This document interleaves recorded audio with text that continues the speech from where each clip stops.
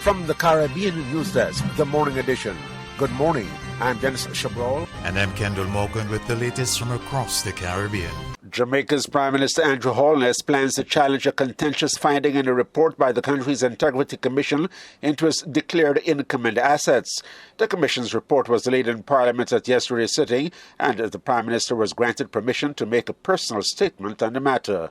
They concluded that in one of the 5 years they examined, 2022, there was unexplained growth in my net worth of 1.9 million Jamaican dollars, or less than 1% of my total net assets. I reject this finding based on materiality and significance, and while I have not had a chance to fully review the specifics of their calculations, just a cursory review of their formula, I have seen an error in figures they have used in their calculations. At 10 p.m. to 6 a.m., curfew is among the measures in new legislation passed in the Antigua and Barbuda Parliament to protect the country's youth and reduce their involvement in criminal activities. The measures also prohibit children from loitering in public between 6 a.m. and 10 p.m. without a valid reason. The bill was one of 7 presented to Parliament over the past 2 weeks as the government moves to curb a recent spike in criminal activities, some of which involved youth gangs. Prime Minister Gaston Brown. So this particular bill is extremely important from the standpoint of reducing the amount of loitering that is taking place among our youth during the day and nighttime hours, especially the nighttime hours.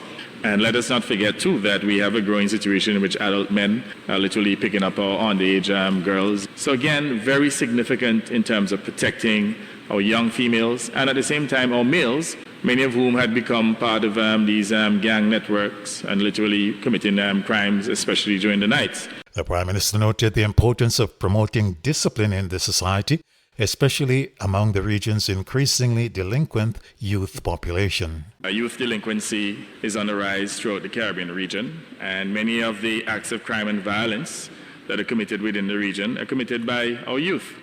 As a consequence, we now have a situation in which crime and violence is a public health epidemic within the Caribbean region. In the French Caribbean island of Martinique, rising cost of living has sparked fresh violence. Reports say at least 2 persons have been shot and injured. Groups of persons erected new barricades, burnt tires and garbage on the streets in the capital, Port-au-Prince. Police fired a tear gas to disperse persons who blocked several roundabouts. President of Martinique's Executive Council, Serge Lecheshmi, has called on the Prime Minister to implement several council recommendations to reduce the cost of living. These include a price freeze, removal of VAT on 54 family products, supervision of price margins for importers, wholesalers, and distributors. Belize is reporting a shortage of skilled workers as the country moves closer to full employment. Prime Minister John Bersigna made the disclosure in his State of the Nation address ahead of this Saturday's 43rd anniversary of independence. For the first time ever, 97 of every 100 Belizeans who want a job have found one. The SIB reports that the unemployment rate stood at 3% since April of this year. Never before have so many jobs been available, and never before has the minimum wage been so high.